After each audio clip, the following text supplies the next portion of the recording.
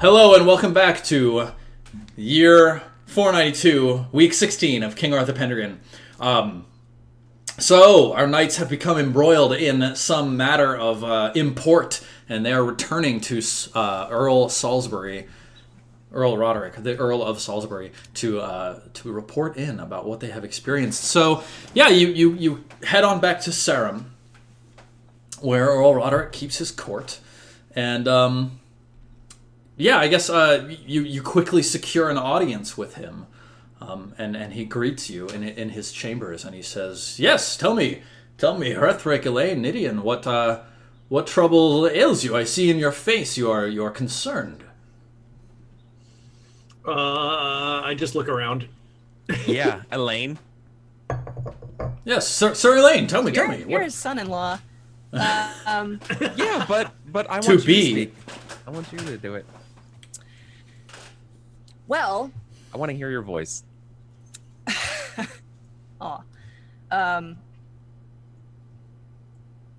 we had a run-in with a certain wizard. Merlin. Yes, Merlin. Yes. I believe you told me before. He had you slay more giants? Surely this is no problem for the giant slayer, Nidian. Surely not, sir. No, this was quite different. He led us into the woods and was not very clear on what his intentions were, but asked us to stay until he returned.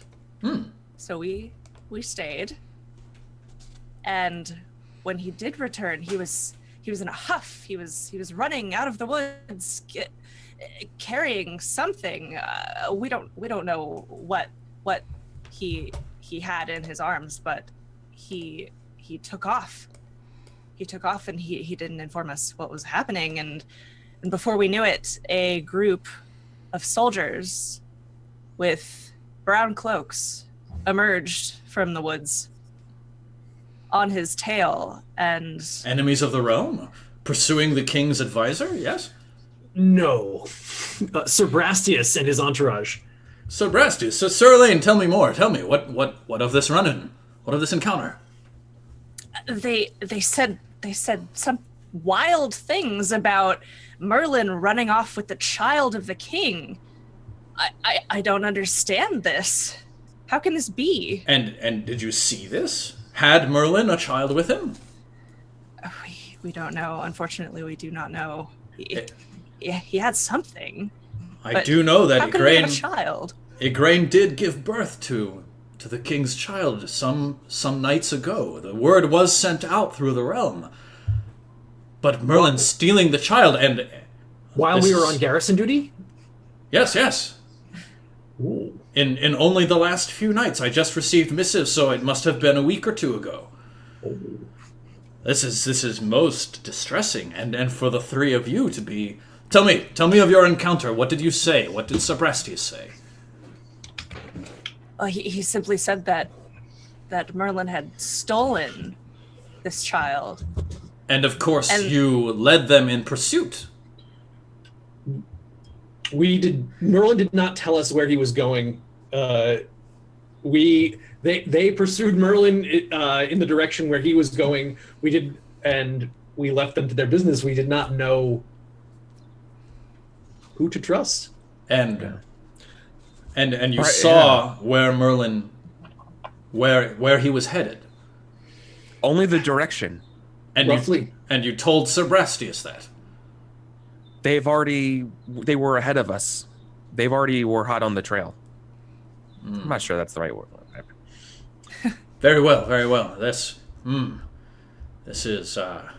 We followed Sir Brastius's trail in an attempt to verify, and it led west toward the borders of Salisbury and Cornwall. Yeah. I see. And found you any evidence in that direction? Just another group of knights as perplexed as we were, who had been bamboozled by the wizard. Ah. Yeah. This is quite bad. This is quite bad indeed. They were very confused and were attacked by this other group. Yeah. with wizards, the realm, the son of kings. We thought it would be remiss if we did not include you into these discussions. Yes, your decision on that matter was very wise. Well, good Sir Knights, stay at hand. I fear that we will be receiving a missive from the king himself fairly shortly. And with that, he dismisses you. Yeah, and there's like an uncomfortable, tense evening at the castle. Yeah, totally. So, true to form, a few days later, a missive comes to Sarum, demanding the presence of 3 knights, Sir Hrethric, Sir Elaine, and Sir Nidian. It explicitly states that you 3, among 9 other names, are being charged with treason against the king. Wow. Huh. So, Earl Roderick delivers the missive to you, and he says, it is of vital importance that you go to the court in order to state your case and have yourselves acquitted. Do not fear, Sir Knights. It sounds as though you behaved as properly as possible. When you noticed something was amiss, you were in good standing and assisted the knights in pursuit of Merlin. It sounds as though this accusation is an accusation in anger more than in anything else, and I will stand by you through this. But we must go. I really like. Side note: I really like the idea that it's actually 8, and that other guy that I don't remember his name, referring to Nidian. Yeah, probably Sebrastius. Yeah. These 8 specific knights and this other... That other guy? Yeah, Yeah. something. Matching this description. Yes. Yeah, totally. Okay, so, as a result of the accusation of treason, each of you loses 1 point of honor. Ooh. Oh. Wait, what honor? Yeah. Passion. Okay. Yeah. And of course, treason is a capital crime. Yeah, that makes sense. Yep. Yep. Yeah. Of course. Wait, where? Oh, here we go. I mean, it is one of the most egregious crimes there could ever be, right? Yep. What is a knight if not loyal to his lord and by extension to his king? Very well. All right. So Earl Roderick leads the 3 of you off in the direction of Tintagel to where you have been summoned. He brings with him Bishop Roger, who is a very well-known and worthy bishop of Salisbury. He's one of Earl Roderick's most trusted clergymen. Yes, so once you arrive at Castle Tintagel, you arrive at roughly the same time as these 9 other knights who have been similarly summoned. And you see the man with the large bushy beard who you spoke to at the border of Salisbury as well, and his 2 companions. You recognize them. And Sir Brastius greets you coldly. His face is dark and his eyes show little recognition when you arrive. He greets you and he leads you in, and he has a squire to show you to your quarters. And once this squire leads you to a room, it's well furnished. They're not keeping you in a dungeon or anything like that. They're keeping you as befits knights of your station. But the squire turns to you and he presses on you. He says, "Sir Knights, you must stay in these quarters until you are summoned." And then he departs. We're kept separately? You 3 are kept together. And Okay. it looks as though there are a couple of groups of knights. There's like 3, 3, 4, and 2, something like that. Yeah. And each of the groups is kept separate from each other but together. You're starting to get the sense that Merlin employed and then embroiled several groups of knights, similarly to the way that you were embroiled. If we're charged with treason, are we allowed to know who our accuser is? Your accuser is King Uther. Oh, okay. Oh, because he was there. The king. Yeah. Well, I guess it's Sir Brastius is accusing you, but he's accusing you on behalf of the king in this case. Yeah, okay. Yeah, sure. Cool. Okay, so Bishop Roger comes to visit you. And he sits down, and he's got his tonsure and his brown priest's robes and a holy Bible that he carries with him. It's carefully handwritten and illuminated. And he entreats the three of you to tell him once more in full detail every moment of the encounter that you had with Sir Brastias. So the impression, to be clear, the impression that Earl Roderick has of the events is Merlin asks you for help, you go to help him, Merlin goes away. Merlin comes back, he says, help me, he leaves. These other knights come and they say Merlin stole a baby, and you all say Merlin went that way, go get him. That's the impression that Earl Roderick has of the situation. Just because he didn't sort of interrogate you terribly aggressively. Yeah, that's right. So that is what that's what Bishop Roger believes happened, and he questions you carefully about every point of that. Now, we may remember, you did not say Merlin went that way. You sort of allowed Brastias to go off in the direction he was already going, but again, Merlin's path diverged just a little bit from the direction Brastias was going, and you didn't correct him. So, are you going to correct the record for Bishop Roger as he goes through this? I mean, how would that detail come up? I feel like that would just be not omitted, right? It's purely that he's just stepping through what you've said before and saying, is this correct? Do I have this right? He's like your lawyer, basically. Oh, okay. Yeah.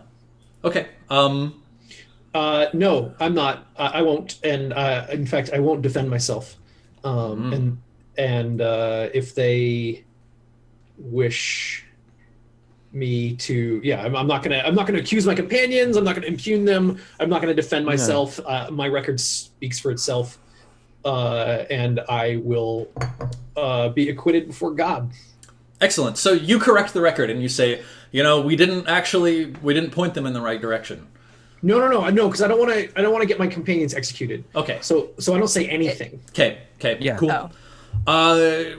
Each of you earns a check to deceitful for omitting under careful scrutiny of the man who's going to be defending you, for omitting this crucial detail. Each of you earns a check to deceitful, even though it is probably the smart move regarding your case. Okay.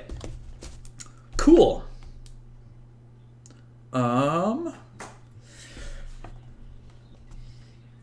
Yes. There is another gentleman who comes to visit you some day later. He's a black-robed monk with a Roman tonsure. And he raps on the door and then opens it quickly and steps in. And you can see a few guards out in the hall. And he turns to you and he says, "Good day, good knights. I am Father Dewey, and I wish to speak to you. Would each of you give me a recognize roll?" I fail. Oh, wow, yeah. Mm-hmm. Oh! Okay, nope. Right, yep, yeah. Mm-hmm. All right, yeah, none of you know this man.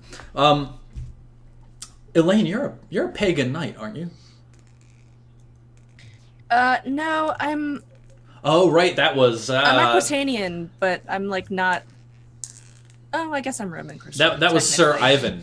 It was a pagan knight. And Nidian and Hrethric, you're both Christian as well, right? I'm Christian, yeah. Yeah, wonderful. Socially. He smiles. Right. He smiles and he nods to the three of you. He says, I must confess I was concerned upon hearing of your involvement with this.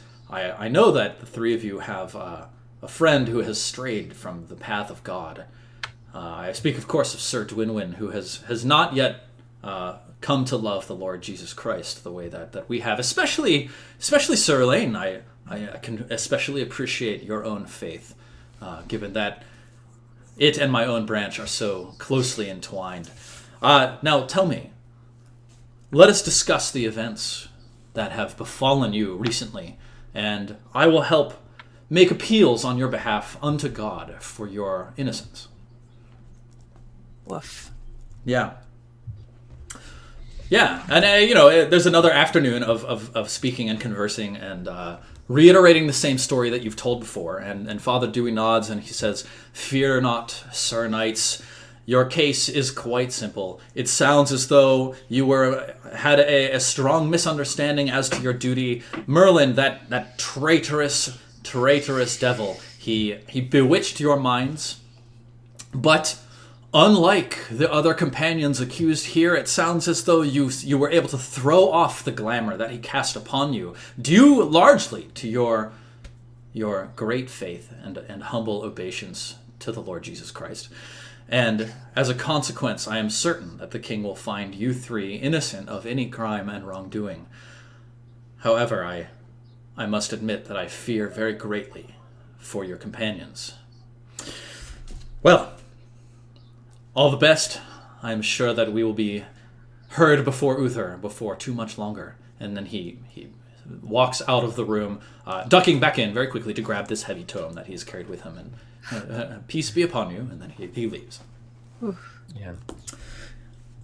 So I'm doing this more for myself, but when I go behind, I imagine what Hrethric, you're probably like staring out a window or something like that. When I come up behind you and I like put my hand on your shoulder and be like, "Don't worry, Hrethric, we'll be okay. We'll get through this." Oh yes. No fear. There's no fear in my heart, Gideon. I'm only concerned for you two, for I will ask for trial by combat to exonerate myself. I look at you, and I say, perhaps you wish to spar and practice. Wait. I'm doing the math in my head. I'm doing that calculus right now. Does that mean you're against Sir Brastius? Is that what that means? Is that like connecting the dots? I can judicially prove my innocence by before a God champion, and King. right? No, but I would be challenging if Sir Brastius is going to accuse me. I would be challenging Sir Brastius. I would defeat him in combat, and I would be exonerated. Sir Brastius, the same one who you're like, I don't want to trifle. It's different now. Yeah, different now, okay. dog. All right. Well, now Hrethric has his own like honor to call upon. Yeah. Certainly. Yeah. Sure. His love of his family and his family's name. Yeah, they're I think. Okay. Yeah. Yeah, I see where Hrethric is coming from. Very cool. Very cool. Yeah. All right. So court opens. Uther is flanked by Duke Ulfius and Sir Brastius. Bishop Dubricus standing to his right, and on the left. Dubricus. And Dudricus. And on the left, the Queen Igraine, dressed mournfully in black. Her eyes are red, and she wipes tears from her cheeks from moment to moment. Uther also, you can see his face is twisted in anger, and his eyes are red-rimmed. He appears gratefully wroth. Very well, Brastius comes forwards, and he states his charge against the 12 knights arrayed. He says, these 12 men were involved in a plot against king and country to steal away the child of Uther and Igraine on the very eve of its birth. And,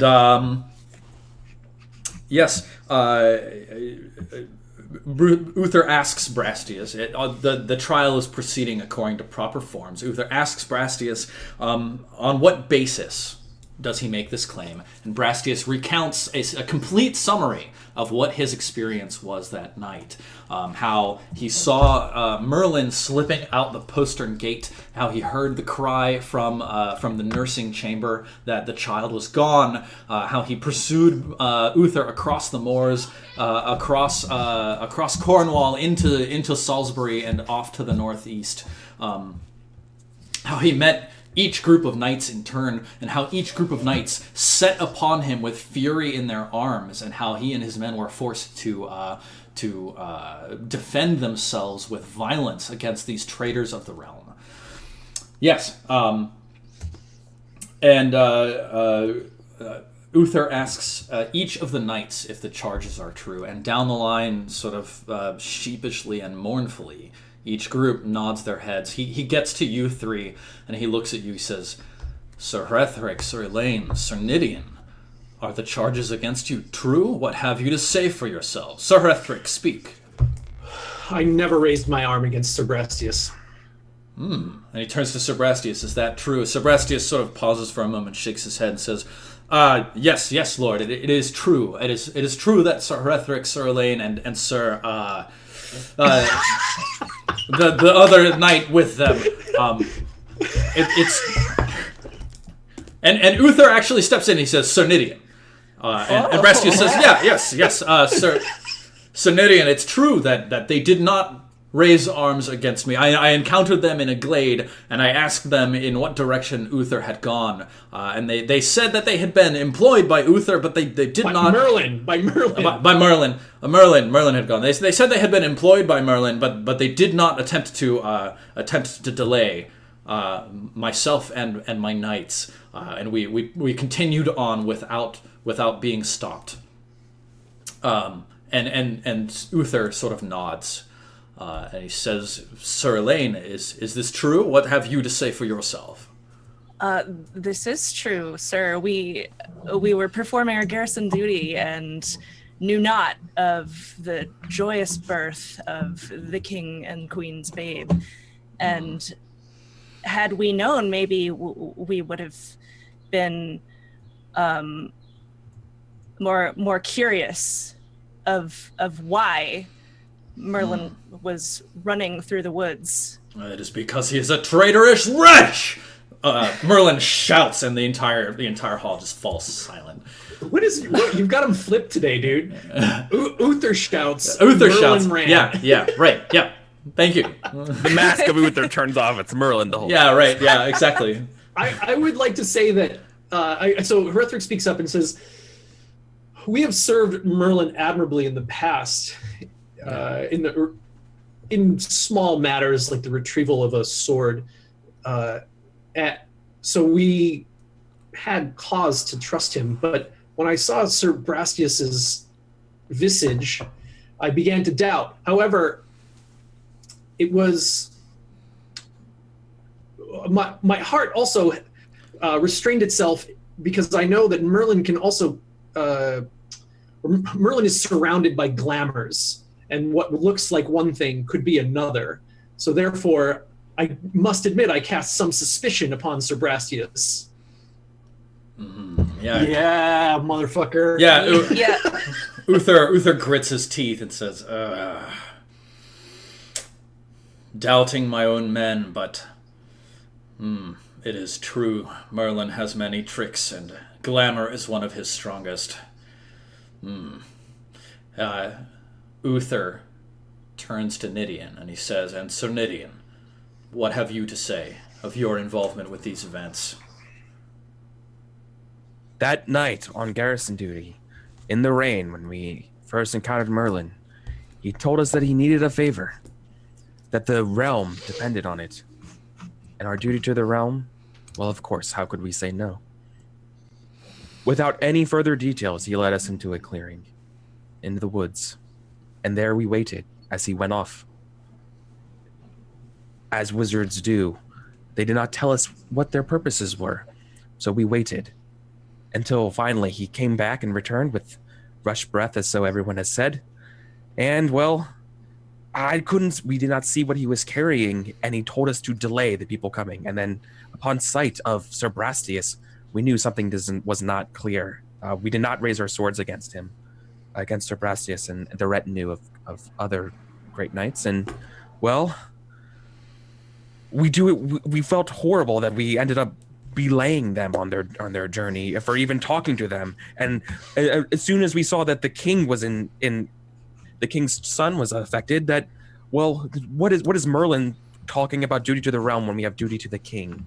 And of course our hearts were true to Uther, and we would never betray. And that is what I want remembered for that night, is that our duty to the king came first before any other trickery of the wizard or any kind of appeals to some sort of duty other than loyalty to our lords. Uther, he rests his chin on his hand. His brow is furrowed, and he thinks.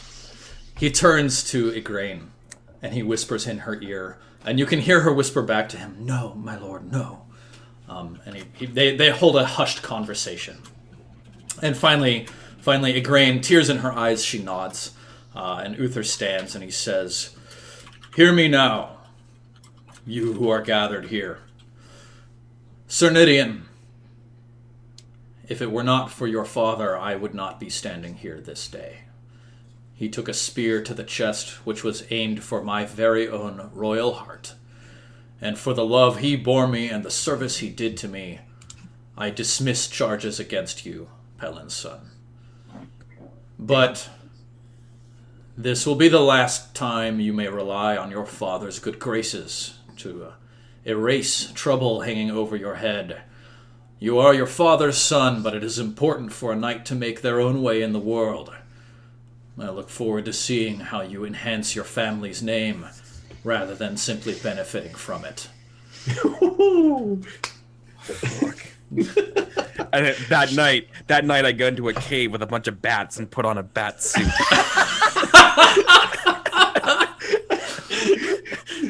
Wow. He dismisses you. You're free to stay in the back of the hall and see what happens with the rest of the knights. Yeah. He goes back down the row and he calls other witnesses forwards. He calls the lords responsible for some of the other men do come forwards and speak for them, but notably some of them do not. Some of these other men were very clearly, based on the story that Brastius told and on the weak defenses that these other knights had, it seems as though some of them were 100% taken by Merlin's request and did in fact set upon Sir Brastius in his pursuit.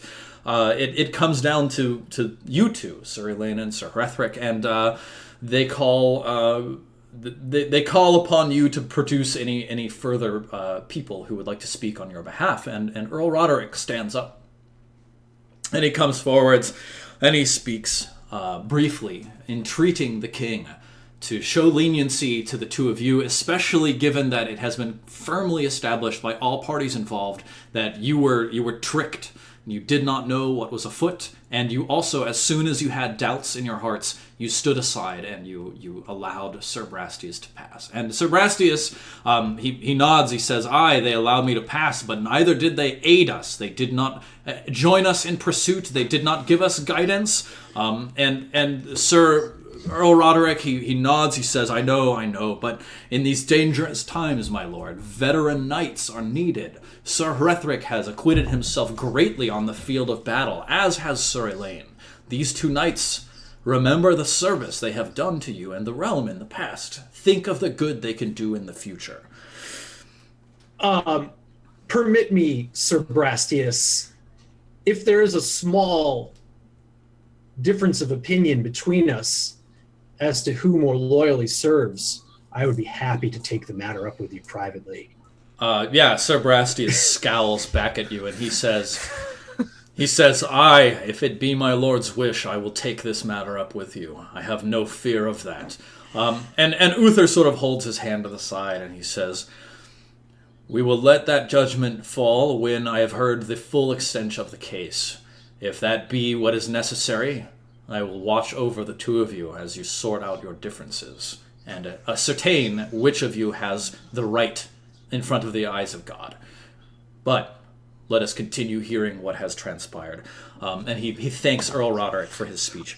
I want that scene so fucking bad. He'll kick my ass, but maybe I'll get lucky. Yeah. Good. Yes.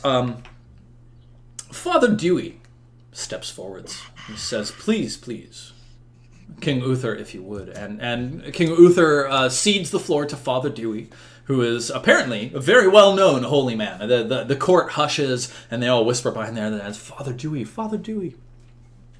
And Father Dewey speaks, and he says, I have investigated these victims here before you myself.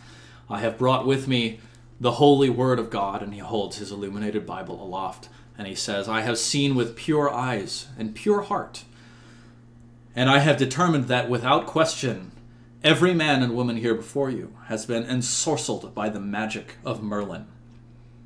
King Uther, you have been wrong to depend upon the son of the devil for advice and aid. You have brought this risk into your family, And now you must return to God in order to save yourself, your king, and yes, your child. Oh shit! Yeah, it's on you, buddy. Yeah, Uther's face darkens and he holds a hand to his brow. And Igraine, she holds a hand to her eyes and blinks back tears. And Father Dewey, he gives a fiery sermon. At the end, he turns to Uther and he shouts, "Cast out the son of the devil from your court! Cast him out of Britain!" And everyone looks ominously at Uther. Igraine whispers to him in the hush that everybody can hear, "You must kill him, my lord." And Uther finally speaks. He sweeps his hand across the men arrayed, and he says, he sort of points to the other groups separate from you two, Hrethric and Elaine, and he says, "Sorcery or no, I need knights upon whom I can depend. I need knights upon whom Britain can depend." He reads off the list of names of the other knights, and he says, "You 9 here, you have actively hindered an investigation on behalf of the king, and I sentence you to death." Whoa, you're an idiot. Hrethric, Elaine, though you also were ensorcelled by this man and his deceit, you are strong at heart, and you fought against the sorcery in order to better serve me. And for thus, I absolve you of your crimes. This is the word of the King of Logres. These knights are innocent of treason. They are dismissed and ordered to see Bishop Dubricus for blessing and purification from the pagan taint.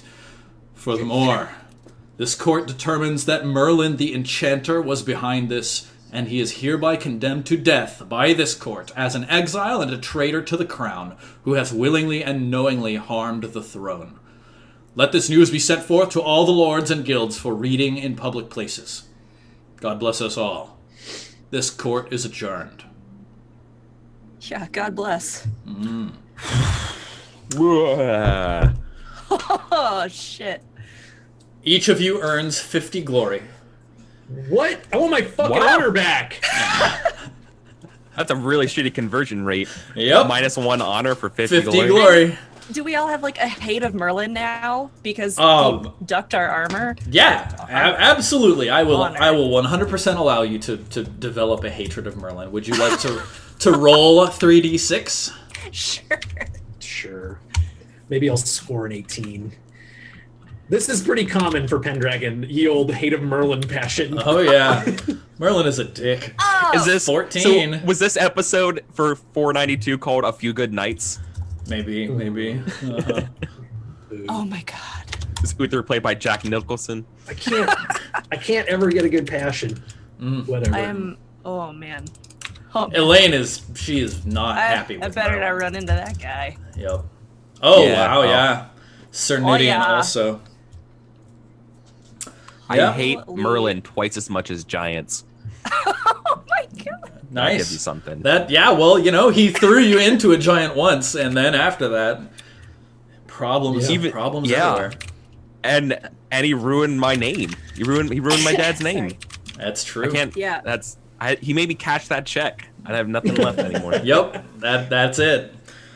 All right, excellent. So, as you and Earl Roderick and Bishop Roger venture back to Sarum, as you're leaving the gate of Castle Tintagel, a messenger rides up with a strange banner. Would each of you give me an awareness, or not awareness, but a recognize roll, just to see if you recognize the banner of the heraldry of this messenger? Oh wow! Nope. Nope. Okay. Wow, that one. Elaine, give yourself a check to recognize. Yeah, this is a messenger from Norgales, or Norgales, I guess, which is, let's see if I can find it on the map. It's far to the north. I believe it may actually be further north than than this map indicates. So let's see. I'll just drop us around the map. I think it's quite far to the north. Let me quickly do a search. Norgales. So it's beyond the wall.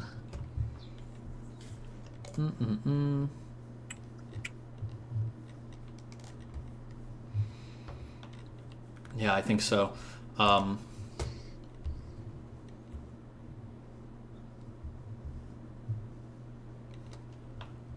Yeah, I'm not entirely certain, but I believe it is far north. So, very well. He's a messenger from a king by the name of King Pellinor. And he greets you. He greets you as he rides up. He says, "Hail, good Sir Knights, good Lord Roderick of Salisbury. Hail, hail and well met. I bear a message, and I must speak with you." Earl Roderick looks very confused, and he pulls the horses to a stop. He says, "Yes." He says, "Well, you see, King Pellinor, he has gone missing. Have you seen him?" And he turns to the three of you. Have any of you seen King Pellinor? I don't believe I've ever met him. No. Sir. Well, yes. His brothers have been trying to keep order in Norgales, but several of them have been most unfortunately killed lately, and the situation has become very dire. There are three men called the Three Cadwys. They're mountain chieftains who are forging a new alliance against Pellinor.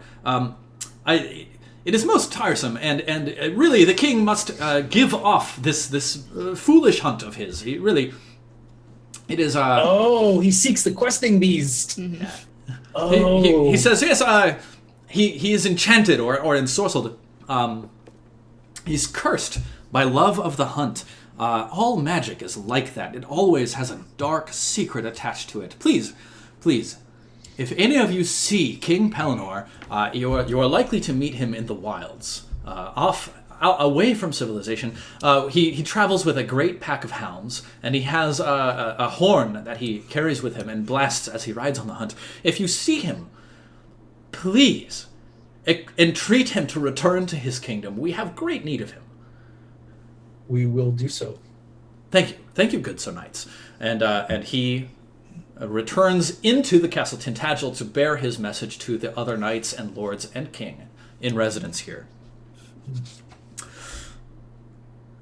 Poor guy. The rest of the year, which is quite short, passes uneventfully, and I'm assuming that you're all paying great homage to the Earl, Bishop, and the other knights who helped you in your case. Yeah. Yes. Many people are very happy that Merlin has been outlawed. There is, through the realm, a strong sense of long-standing distrust of Uther's reliance on the wizard, the druid, for his aid. Though others are less than pleased. And so ends the year 492. What were you going to ask, Elaine? I was just wondering if that had any effect on the pagan people, and if that kind of pushes Christianity forward. I think there's probably not persecution as a result. It's not kind of like that. Probably like people who were just sort of holding on to the pagan gods, right? Just out of habit rather than anything. Some of them might say, Christianity's the popular thing now, so let's we'll put this shrine over to the side, and we'll put this shrine in the middle, and then it's fine, Okay. Yeah, that's probably the grand sum of events. But there's no witch hunting or anything like that happening. Sure. Yeah, it's really like this one man who was really quite unique in his abilities, who was mistrusted. Very well, I believe it is now time to do our year-end events. Is there anything else you all wanted to address before we do winter phase? What about me? Is there anything I need to do with Lady Jenna about marriage? You, I'm assuming, ask the Lady Jenna for her hand in marriage. You need to pluck the flower, the rose. Yeah. Which you certainly can do. You can, if you would like, you can test your chaste to see if you do something especially dramatic, whether that's win or lose. So you're going to be able to pluck it no matter what because you have the chastity required to do so. If you fail your chastity roll, especially if you fail it super dramatically, we'll tie that back in the future. Of course I'm going to roll now. But if you succeed, we will also tie it in. So... Of course I'm going to roll this. This be a quick, a little vignette of me plucking the rose from the garden. Oh, nailed it. Nailed. All right. Yes. I think probably we see a beautiful, like, silent scene of you and the Lady Jenna in the garden, and you kneel down and you pluck the rose for her and hand it to her. And she's a really overjoyed. Nice song playing. Yeah. Kiss the girl, sha-na-na-na-na-na, bye go on, don't be shy, go on and kiss the girl, wow. Yeah, exactly. And then, of course, it's the first time we actually do kiss after I give her the rose, and then the camera does the 360 thing as it. Yeah, right. There's like fireflies rising up around you in the garden. Yeah. Oh my God. Yeah, it's at night with a fire. Oh my God, that's amazing. Oh, that's so cute. Oh my God. I want that to happen to me. Yep. Excellent. Yeah. Okay. And Herethric, I'm assuming that you're going to ask the Lady Corliss for her hand. If she will have such a dishonorable wretch as myself, I will. Maybe that's the first flash of humor she catches from Herethric. Right. That's what I say to her. Nice. She smiles. I think the events of being accused but acquitted of treason have risen your star in her eyes. She likes someone a little unpredictable. I see. Oh, she's going to be bad for me. Yeah. Herethric needs to be predictable in order to get ahead, and she is going to push me to be a fool. Do ridiculous things in the name of love. Yeah, that's fine. But I go and check with Ulfius that I have not, entered some dark shadow where he doesn't want me in the family anymore. Yeah, cool. I think, he was there at Uther's right hand for the trial. He knows that you've been acquitted, and I think he probably regards you more suspiciously than in the past, especially given that you are a Saxon. And he says, well, the king certainly seems pleased with the outcome of the trial, and he seems to hold you in confidence. And the truth be told, Herethric, Corliss is perhaps one of the most independent women I have ever known. It would be impossible for me to sway her one way or the other, and indeed, any attempt I made to sway her against you would only cement in her mind her decision. But at your word, Lord, I would retire from the field and seek other hunting grounds. If you so desired it, I would never wish to diminish your star. He shakes his head. He says, No. Listen, Herethric, I'm an old man, and I have served more than one king in my years, and the matters of the king's pleasure and displeasure are fickle. What knight of age has not, from time to time, drawn the displeasure of their lord? Son, you have acquitted yourself mightily in the field of battle, and your treatment of your wife in the past was always noble and good. I believe that you would be a good and moderating influence for my daughter, and I encourage you to press your case with her if you are so inclined. Very well. So it shall be at your command, my lord. He says, yes, I commend it. And Very good. And that's the end. Very well. Corliss is delighted that you ask for her hand in marriage, and she agrees most enthusiastically. Oh, great! Yay! Yay! Good. So, Marriage. Let's take a look at that. Where is it? There's a whole sheet that talks about all step-by-step winter phase. Come on. I know it's somewhere. Nidian's about to get paid. Mm-hmm. Why? I was literally just looking at it. That's terrible. There it is. There it is. I'm ear dog ear that. Okay, good. So solo scenarios are not necessary. We must make experience rolls for anything you have checks in. So, Oh yeah. going down the line, starting with Dwinwin. Let's see if she has checks in anything, and I'll make those rolls for her. Stats. No. Traits. No. Does anybody... Oh, Dwinwin was absent last time as well, so Dwinwin hasn't earned anything, so that's fine. Elaine, Yes. you earned a handful of checks, I believe. And were there any... I do declare. You have a deceitful. Yes. I see horsemanship and lance, first aid, and intrigue. And recognize. Damn, okay, you got and a ton of recognize, checks. All right, so why don't you go ahead and test each of those. Okay. We'll see if you increase. Start over here. Oh, I closed my roll window. 12 out of 16. Right? Nope. It has to be higher for these. Yeah, you gotta be above. Nope. Nope. Well, it's equal to, so no. No, you gotta be over. Oh. Brutal.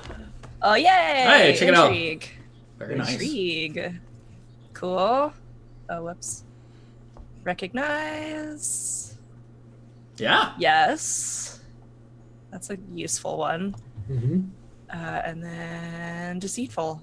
Uh-oh. Nope. Nope. Okay, cool. Did you have a lance? Yeah, okay, okay, great. Herethric? Should I do all the manorial advancement stuff too, like the stuff Oh, yeah. Like well, this? why don't we do that when everybody's going through their manor stuff? Just so that Right. we get everybody doing all of that in the same time. So all the abilities that we get checks from the manor, we'll wait. Okay. Yeah. That's fine. Yeah, not a lot for Herethric this year. I don't think like dancing. Yeah. Let's see if I can F this up. No. All right, so dancing goes up to 3. Great. Yeah, I don't think I critted that giant. And deceitful. Mm-hmm. Oh God, deceitful goes up. No, it doesn't. Oh, deceitful doesn't go up. Oh, Correct. Yeah, you got you were you were under. roll higher, but buddy. Right. Sorry. Oh. Were there any other skills that you thought you used that were valuable to draw on? Well, I'd give you a courtesy for securing the marriage of Lady Corliss. Sure. Okay. Whoa! I'll take it. That's good. That's very good. Cool. Yeah, I don't. It was kind of a chill year for Herethric, and that is okay. Sure. All right, Nidian. So What do you I have was going like, on? I got destroyed last session, so I didn't have that many checks. And also, I rolled so abysmally that I didn't even get anything with my passions for a spear or anything. So I just have heraldry and deception. So I'm gonna do heraldry. Sure. Okay. Heraldry goes to 2. That would have been hard to fail. Yeah. 5% chance. Or deceitful goes. Nope. Okay. Were there any other skills or traits that you thought you deserved a raise in or a check in for role playing purposes? Maybe courtesy. I think. As a cause of. Actually, I think because of my defense with Sir Uther at court. Okay.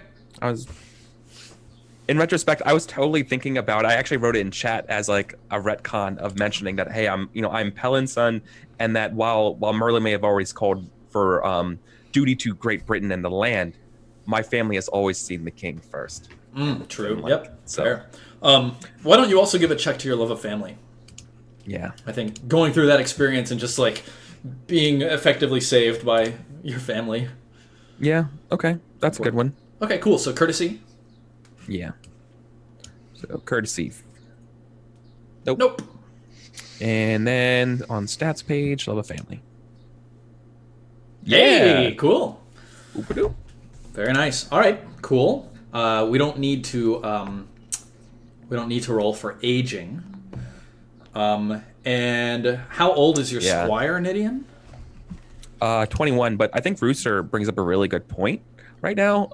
Is there any? I need a check in whatever skill involves me getting shade thrown at me because I've just been getting destroyed today by everyone. I think that would be like a check to lose honor. Yeah, have just been crushing me. Well, actually, like I could see you maybe increasing your honor as a result of like being insulted so much, like clinging more firmly to your. No way. No, that is not how that works. He needs to defend his honor if he wants his honor to go up. Yeah. And he has not been defending his honor. That's true. That's true. All right, cool. So you have a squire who is 21. Yep, Peter.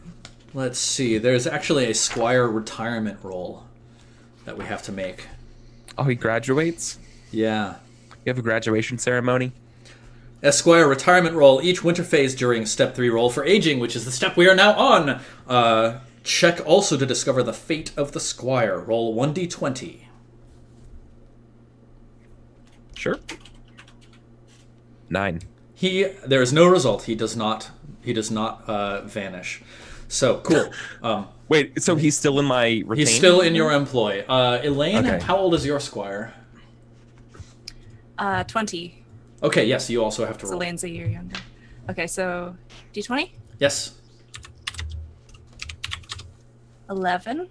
You're fine. You retain your squire. Cool. Okay. A 20's like eaten by a dragon. All right, and now it is time for the landholding system to come into play. So let's see. Someone on a YouTube video commented clarifying that manors that you own that are not your primary manor don't give you the full 6 librum. So we have been assigning Dwinwyn more money than she is actually able to reap. So What an embezzler. I believe it's that. Yes. What do they yes, give yes. you? So when a knight is given a holding that must provide more than one knight's service, he has some options. I may gift or grant a manor to a knight who becomes his vassal but loses all income from that manor. Or the knight can take on a knight bachelor, keeping the manor's income and paying only 4 librum per knight in upkeep and maintenance. So I think we're going to assume now that Dwinwyn has a knight bachelor maintaining each of those manors for her. And so she's only going to be gaining 2 of the 6 librum from those manors because she needs to have someone there upkeeping themselves at a reasonable level in order to gain from them. So, yes. She's packaging them all up as manor-backed securities and selling them on the exchange market in Italy. Wow. Okay, Yeah, so she's really good. She's making money.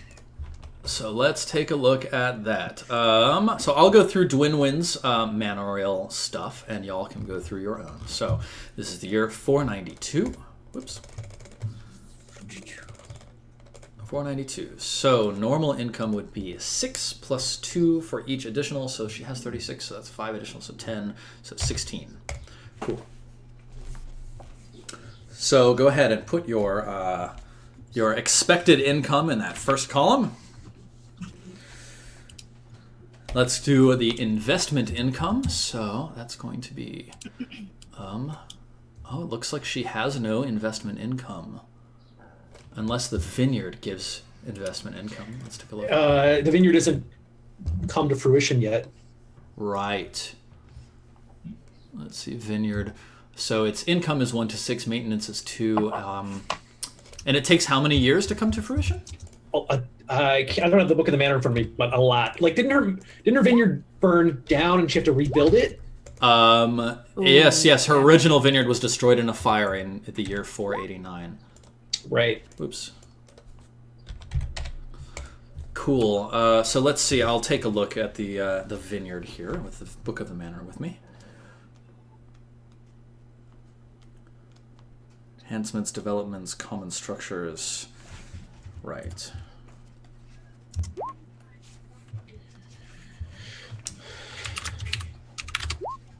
Yes. Are you rolling your increases? My apiary. Got it. Yeah. Vineyard. Time to activate 3 years. So in the year 493, she will gain money from it. Earn 6 on my investments, costs me 6. Hey, Yeah. victory. All right, cool. So no investment income. Maintenance for her stuff is 2 librum, and then what? I guess it's 1 librum for the pagan healer, the scholar. Oh. Should we have done our checks from our enhancements? I think we'll do that now. Okay. So yeah, go ahead and do that. Okay. Well, I'm also going to add my. Yeah. Do we add our assets glory now as well, or do we wait till the end? That should be added on the glory page. Because there's annual glory. Right. So in Yeah, annual yeah. glory rewards, where it says holdings, you should gain. Oh, it's already there. It's already being added to that. I'm sorry. Great. Yep. Great. Cool. Okay, let's do the checks now. So Dwinwin gets a check to spiritual.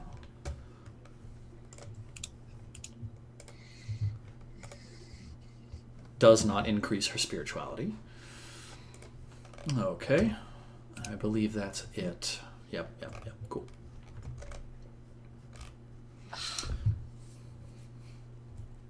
Oh, bummer. Oh yeah, look at that. 10 out of 10 hunting. Whoa, what? Huzzah, my falconry goes up. Did you have a 0 in romance? I Go guess. Flirt. Oh, because I have venery. Right, yeah. So. What's your my- venery skill? 11. Oh, so it goes up. Oh yeah, Oh, I took the cool. Lady Jenna to my gazebo for that I'll flirting just do skill. venery for now. Nice. Lady Jenna, have you ever seen a dire gazebo? Yeah. Nope. Man, this is just amazing. Y'all are just like, well, time to check everything. Yeah. Those investments, pretty good.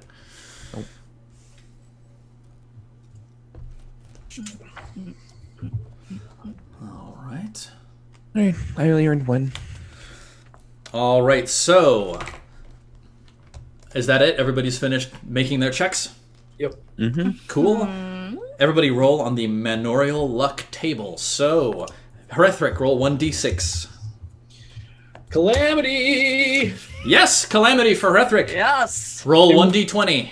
Look at Rethric's manorial sheet and talk to me about probabilities. I know. Eric, you've also got a Calamity. Yeah! Suck it, Luke. And so does Elaine. Dragon! Wow. Dragon! Oh Dragon! my. Luke, a member of your retinue dies. No! Come on! Roll a d20, and on a 1, it's going to be your squire. No. All right. Well, what? It could be my squire. It could be my steward. Is it your wife? No, she's not my retinue. She's my family. Yeah, you have a steward that you've hired. Right. So it could be anyone. All right. So whatever. Squire, steward. Hey, Funny. you're fine. opposite. It's someone we haven't defined who nevertheless does serve you, but they're not a critical member of your retinue. Very well. So, Eric, please roll 1d20. 1. Ooh. Oh. So your liege lord, Earl Roderick, has visited you. It costs you 6 librum. You must either subtract this now from... That makes sense. Yeah, you must Yeah. either subtract this now from your treasure, or it will be an expense. That's fine. I can subtract it from my treasure. Cool. Elaine. There goes my savings. There goes my bat armor. Yeah. Sir Elaine, roll 1d20. 6. Oh, a wandering fairy has cursed your lands. You gain a plus 12 to fate. That isn't the first time that's happened to you, right? I think that might be the first time that you've gotten a curse, because plus 12 is huge. I've been cursed. Okay. I have been Yeah. cursed before. Yeah. All right, so let's see how Dwinwin's manor fares. 1d6. Not This yeah, makes perfect sense. Earl Roderick had to show up for, like, talk about the wedding plans and that stuff. So. Yeah. Oh no! Dwinwin has had a property destroyed. Not again. It's the vineyard. It's the fucking vineyard. That's 1d20. Please say it's the vineyard, please. It has to be the vineyard. It has to be. How do you? Dude, just the sour grapes, man. Sour grapes. Hush, hush, hush. Someone is really wrathful to those grapes. Oh my God. What is your problem? Eric. So this is very curious. You can roll between 1 and 30 on this D20 table, but I don't see how to add points to your roll. Because it just says roll 1d20 to determine the type of destruction. Well, we'll do that now, and later we'll see. 1d20, 2, no permanent damage. Ooh. Dodged a bullet. Jeez. Okay, so Calamity, no permanent damage. All right, so now we will determine the weather. So that's what, 3d6 plus 5. D6 plus 5. Okay, and let's see if there's anything for this year. There is not. So your weather this year is 13. So you can put that in the fate column. So that the apiary drops that to 12, right? Yeah. Yep. Because somehow that affects the climate. I don't understand that. Well, so it's Bees. like it's like the outcome of the weather and whatever effects touch your fields. Right. And so having bees there means that your fields pollinate. are right. Yeah, Constantly they're- pollinating. Okay. It's Your not that fields they are more- create some kind of like climate vortex No. bubble. So Yeah, save the bees. So, conflict. There's no conflict. There's no pestilence. No wasteland. Care. So roll your concern of my commoner's passion. pass. Oh, very nice. Hang on, Luke. You cool. crit, Credit. which means that you get a minus 10 to your fate. Oh, Nice. shit. Nice. Elaine and Eric, neither of you have any adjustment to your fate. Wait. That means my concern for commoners can actually go up. Oh yes, yeah.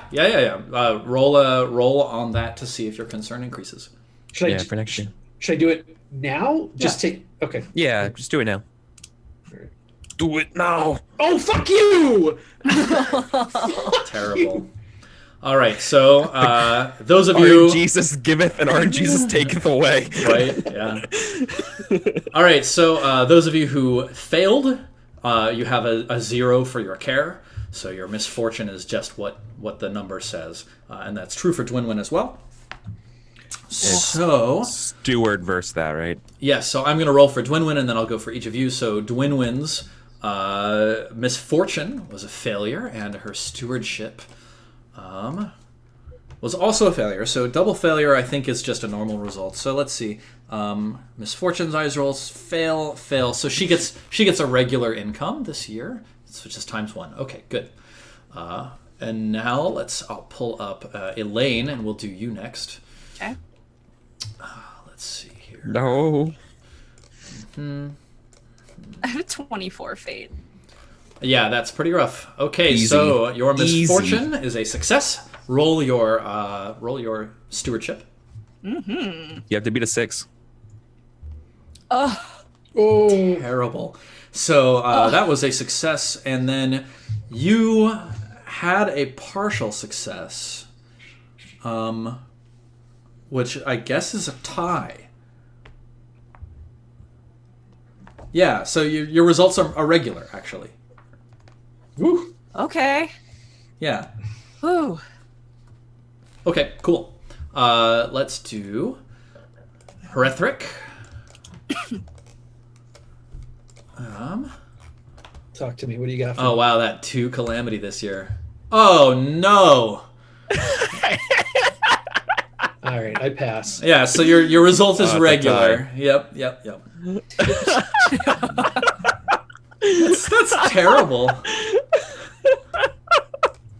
It's all right. welcome I'm gonna get wrecked on this one too, so don't worry. to my luck. Yeah. All right, Eric. Let's see what you've got. Yep, a success on that, and then your stewardship. All right, but- so you have a regular. You're fine. Okay, cool. Oh no! Wait, sorry. Each of you who succeeded on your roll but lost the tie between. So like your roll was lower than the fate was. So I think that's Elaine and Nidian. Both of you have a meager result, not a regular result. Yeah. Whereas I haven't had a regular result in 5 years. It's fine. Hrethric, of course, you still have the regular result because you Bleeding beat out. money. Okay, cool. Let's see where we go from here. Wait, what? Yes, right. Okay, so calculate out the total income that you've earned, which should be just right there. If you need emergency income, you can put that there. If you're making any expenses, you can put that there. And then treasury. Yeah, so I guess Dwinwin is going to have expenses of 10. How much is a regular lifestyle? Regular is 6 libram. Fuck. Okay. And rich is 8+, right? 9+, I believe. And what's the advantage of being rich? Living richly? I think it's just that you get the extra money to your glory. It's no. Your survival rolls are better for. Oh, is that true? Oh yeah, all your survival rolls are better if you're a rich knight. I'll allow it. Where are my rule books? If you Man, my family. Okay. Yeah. Okay. Let's see. Wait. Oh, yes. What is it called? Lifestyle? Ooh.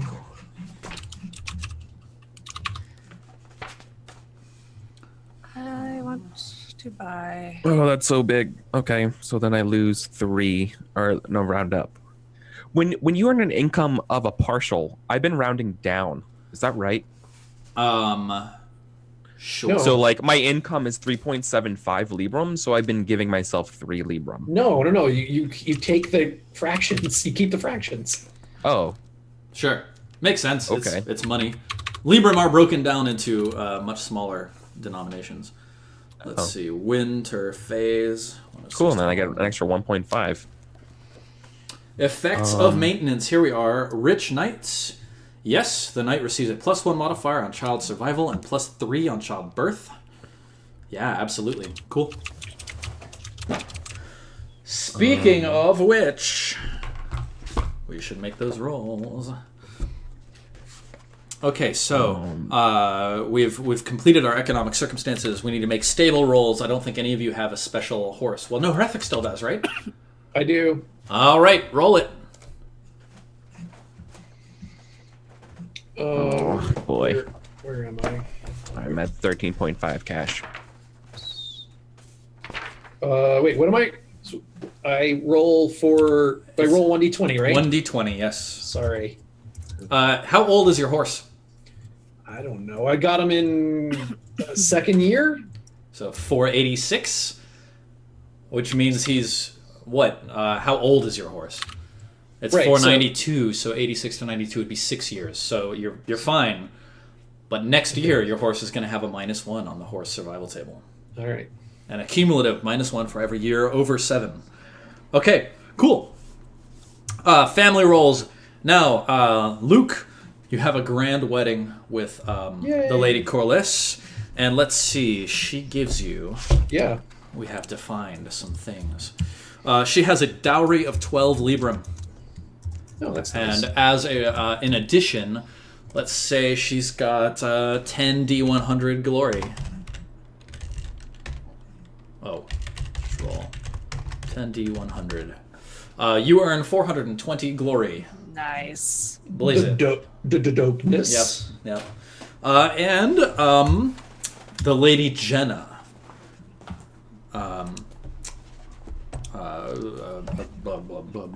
Sir Nidian. Who you marry. Let's see if there's information about how glorious she is. I don't think so. I think the rule book that details her is too early for her to be of marriageable age, and so it doesn't describe it. The Lady Jenna, no, it doesn't describe how much glory Her she has. stats define numbers. Yeah, so I'm gonna give her 10 D100 as well. Very well. You earn 496 glory. Nice. And let's see. 3d6 dowry. You earn 11 librum as dowry, and let's say you earn 1d4 manners. Oh, you gain 4 manners for your care, Sir Nidian. Right. So again, each of those will return up to 2 librum to you per year, not 6. Unfortunately, you gained them late enough that we no longer are playing wrong. There's also, we should start remembering the rule about shields, that you can only add your shield to your armor if you succeed on your sword check. Yeah. Correct. This game is about to get deadlier. Okay. So, family roll's good. So we have now completed our marriages. It's time to see about family.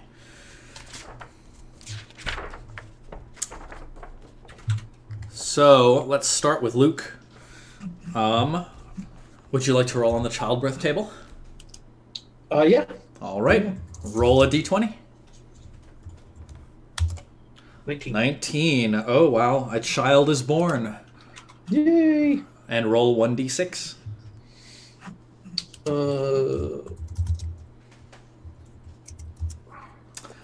You have a beautiful boy. Yay! All right. And Cool. now, Hrethric, you must roll on the child survival table. Yeah, I know. Yay! All right, I will name the baby in a second. I like how your babies have the skill of being a baby of 20. They're very good babies. They're excellent at being babies. You'll notice that my mom's baby not so good. Only a 15. Yes. Okay, yeah, babying. They have the babying skill. 20. Okay, so all right, so baby Hrethric 2. We'll name them in a second. And all right, so now child survival. So for Rothmund. Rothmund is now 6 years old. Totally fine. A hale and hearty young man. Let's hope that continues for another 5 years because Greg Stafford. And then this baby number 2 needs to survive too, right? Yes. Yeah, great. Yvonne. No, Yvonne is dead. Baby Yvonne died at 488. Yeah, just drive that home, huh, buddy? My 1 wife year. and daughter both died. You have bad luck with Yvonne's. Yeah. Okay. Anyway, I 16 for baby 2. You're great. Baby number 2. You're great. Okay, Elaine, would you like to roll on the childbirth table? Yeah, sure. Let's Let's roll them bones. give Beckett a sibling. Are you rolling for yourself, your wife, or both? I'll roll for myself. Okay. That really has a weird connotation when you say roll them bones. All right, it's a 1d20. 4. No children for you this year, Elaine. Okay. And Nidian, do you want to try for children? Yes, please. All right. Nidian will never not try for children. Except now he's very chaste, so yeah. Oh, Nope. Womp womp. All right, let's go through family events. Hrethric, roll a 1d20. Actually, roll 3d20. Roll 3d20. And we will interpret the results. Like tea leaves. Exactly. I 1? 17 and 10. Ooh. A death has occurred in your family. Do you have a grandfather? Possibly. Not anymore. No, Granddad, we never got to know each other. You've received a missive from off to the west, off near Kent and Sussex, that your grandfather has passed. No. Elaine, roll 3d20. 41. 15. Oh. A family member is missing or lost, and it is one of your cousins has gone missing. Can it be the same cousin that has had 2 scandalous affairs? Yes. Yes, Of course. it is. I want to Of meet course it that is. cousin. I want to meet that cousin. Nidian, roll 3d20. 16. 16. No event occurs in your family this year. So, now, ladies and gentlemen of the knighthood, we are... is it this one? Yes. We are at the point of training, so you may do any one of these 3 things. for yourself. Do we have to do any childhood survival? Oh, yeah. Actually, yes. Elaine, you have to roll child survival for your children. And Nidian also... Do you have any children? Yeah, I've got Beckett. Is that just a D20? It is. Remind me? Yeah. So, let's get it from Elaine first. 15, you're fine. And then Nidian. Yeah, I got 3 kids, so 3D20 again. 8, 18, and 19. All right, so let's see. Pelin is sick but lives. However, Rhiannon and Peridor are both strong and hale. Have we defined whether Pelin and Rhiannon are knights or stewards? No, we have not. We should do that. So let's very quickly roll 1d6 for Pelin and 1d6 for Rhiannon. So the first die is for Pelin. Yep. 2 and 6, an even number. Evens, yeah. Yeah, both of them are knights, expressing strong skill with the sword, and they are both excellent heirs for your family name. Aww. Oh, is Peridor age 5 as well? He just turned age 5 this year. Oh, let's see for Peridor as well. Yeah! Hey, you are birthing a lineage of strong knights to carry on your name. However, these are your illegitimate children. Yeah, they are. And I was thinking about this. This is going to be some super fucking... Oh, man. I wonder how that's going to fly when you have legitimate children with the Lady Jenna. Yeah. All right, cool. Yeah, right? So now, please, by all means, do one of these 3 things for your own character, and do any one of them for your squire as well. And then we'll compute our glory. Man, cat hair. Sticks to my nose.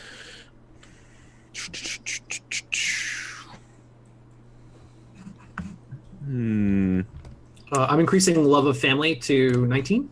Awesome. That's a good one. I want to buy a chapel. Cool. Just to drive home that I think Merlin's a butthole. Awesome. And it has love of God. So do I add that as a passion now? Absolutely. I'm booping up my honor by 1. So I guess for love of God, without a dramatic event to give it to you, I think it's just 2d6. So roll for 2d6 love of God.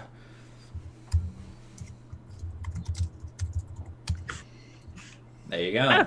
Solid love of God. And you're checking it every year now, right? Yeah. Very cool. Very cool. Holding 6. Corliss didn't come with a manor. She doesn't have a manor. No. The fuck, Ulfius. Actually, wait a minute. She's Ulfius's daughter. She absolutely should come with a manor. I looked Ulfius up. Ulfius has got some shit. Yep. Let's see. 1d6. You have 5 manors, Hrethric.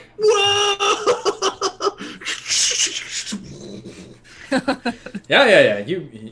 You have married very well for yourself. Hrethric retires. Yep. Fuck. All right. Well, but we don't sort that nonsense out till next year, right? Correct. Am I gonna? What do I do? Oh my god, this is the fucking madness. All right, I'm gonna leave a note. Oh, cool.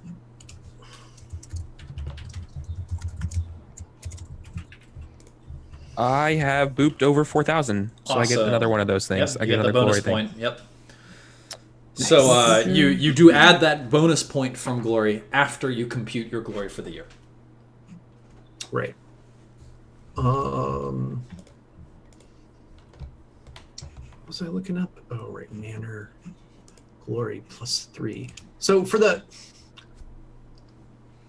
in the annual glory awards, there's no discrete place for enhancements that give you glory. I would roll that into your holdings glory. Okay. All right. I just want to make sure. It would be nice just putting it out there into the world if it was its own separate field. Cool. But yeah. Okay. Great.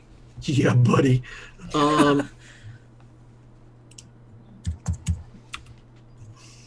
So So close. So close to 2 glory points this year. Ooh. Hey, stop it. Oh, do I have oh, to yeah. roll to see if my unicorn lives? Oh yes. It's gonna die. No. That's what happens Hey, to unicorns. I'm paying. Don't say that. I'm paying. I already paid the 2 extra Libram for decreased fatality, whatever that means. So, yeah. So hang on. Let's double check the unicorn enclosure and what the chances are. They're very bad. Oh. But you know, so it's like an animal enclosure or something like that. Yeah. There we go. Unicorn. So It's maintenance per year per animal is 2 Libram, and fatality is on a 1 through 3 on a d20. So roll your d20. But she has the decreased fatality, right? So Yes. it's only a 1? No, 1 through 3 is decreased. 1 through 6 is normal. Oh, Yeah. Unicorns, they don't like being tied up. sure. That's totally fair. Oh no, wait, sorry. It's 1 through 5. Ah! I was looking at the wrong line. Yeah, unicorn is 1 through 10 on normal fatality and 1 through 5 on increased or decreased fatality. So Oh no! you go out to your unicorn one morning and there's stuff just it and put it on a carousel. there's just a skeleton, like a horse skeleton with this black ooze around it. Oh. Beckett, don't look. It's okay. Yeah. He loved that unicorn. Mommy, what is that? Where did? Not go back inside, son. Back inside. Beckett's son. It's all right. Where's Geraldine? It was the oh, dude. It was of course it was the fairy. It was Oh Fairy yeah. Of course. Oh. So now you gotta go fuck up some fairy's place in return. Yes, I do. We gotta just go find their lair and just destroy them. Brutal. Oh. All right, Oh. Sir Knights, have all of you completed the addition of your experience? Yes. Yes. Excellent. So now you should add up your annual glory, Neil. and then once you've done that, you gain your bonus points if you have gained them. Luke, you gained 1, right? Oh yes. Oh yes. Did any of you others tick over? Yeah, I did. No. 43-53. Cool. I am. Yeah, I'm 180 or 179 away from 6 as well. You'll get there next year for sure. I know. I hope if I survive next year, my annual glory will tick me over. Can't get married every year. That's true. Yeah. But I'll take it. Yeah. Oh, stats. Elaine, your glory feels low. I know. 2855. It feels like perhaps you haven't accurately been adding in your annual glory every year. That is very possible. So go back over if you have it like listed as a history for yourself Yeah, somewhere. I need to Double 'cause check my backwards. sheet's all screwed up, so I need to do Yeah. some maths. Hell. I feel like you're missing at least 1,000. Okay. Well, remember this is also a version 2 character. Right. Yes, true. That is also true. Yeah. So she's lost out on a little glory, but yeah, meticulously tracking your glory in this game is the path to success and survival. This game is Greem. Glory rules everything around me. Yeah. All right, I think so. I increased my level of family to 19. I think this year am going to increase my axe to 22. Man. Hi. Holy butts. Horethric. Hi. And we can probably leave the axe there for a good while. Look, Steven, I know what's coming. So I know that we're gonna have to fight Wotan's men after Wotan's men after Wotan's ladies after like Jesus. How far in the Great Pendragon campaign have you ever played, Horethric? Luke. A few more years, maybe 5 years from now. Okay, cool. So I know what's coming. Yeah. But so my plan. So, dear chat, so from the moment we started this campaign, since I played before, I've had a plan for Horethric, and I planned all of my advances a couple years in advance. and then modify them slightly based on circumstances. But you'll notice that I don't increase any skills. I just focus meticulously on the passions and the axe. Well, that's not entirely fair. Like if you look at my passions, I have a 20 loyalty, and next year my plan is to increase my love of family to 20 as well. So I want to have Herethric be kind of this, I want him to have kind of a 1-2 punch. Like I want him to be able to serve his lord, but when he's not serving his lord, I want him to be able to be fighting for his family. And I think that'll help him survive in the coming years. Yeah. A+ strat. Yeah. So next year, love of family 20, and then I'll probably start. So at my long-term strat though, I'll probably maybe put a few points into skills coming up, but I will also, as we go on, I'll start putting more and more points into my stats, into my attributes. Yeah. To increase my strength and constitution. So. All right. Very cool. Yeah. Well, I think that's about it. Everybody is satisfied their advancements. Mm-hmm. All right, great. So, cool. Awesome. Then let's do some shout-outs. Luke, why don't you start us off? Hey, y'all. Thanks for the game. Thanks for playing. Thanks for watching. You can find me on the internet at burningwheel.com. Awesome. Elaine? Jess? Hi guys, I'm Jess. Thanks for watching. Follow me on Twitter at Selden. That's where you'll find most of my updates. Misclicks is done for now. We're already planning the next campaign with the same people because we love each other. So that'll be happening soon. What system? 5e again. Okay. It's a good one. Yeah, fair choice. It's going to be very fun. So look out for that. Awesome. And Eric. Hey everybody, sub chat. I'm Eric Vulgaris. Steven, this was great. This was a good session. Luke, Jess, everybody, guys, this was fun. I'm also a part-time streamer. I do a lot of role-playing games. I am on Twitter, Twitch, and YouTube at Eric Vulgaris. If you like Burning Wheel games, you should find my channel because I think I do some pretty good Burning Wheel stuff for the internet, as far as the internet goes. Yeah. Awesome. I'm sure Luke has better stories, but probably not. Everybody's stories are unique and excellent, especially in this group. Y'all rule. Okay, great. Well, so to give my own shout-outs, thank you to the three of you. I had a lot of fun this session, and I think it's going to be really fun to see how the world sees the three of you versus Dwinwyn based on your involvement with this and her not. I did ask her specifically if she was okay missing this event. She said fine. So I think we'll have her back very soon. Thank you all for watching. It's a super blast to have everybody here watching this. If you're not following, make sure to drop a follow. I do occasionally stream when we miss a Pendragon.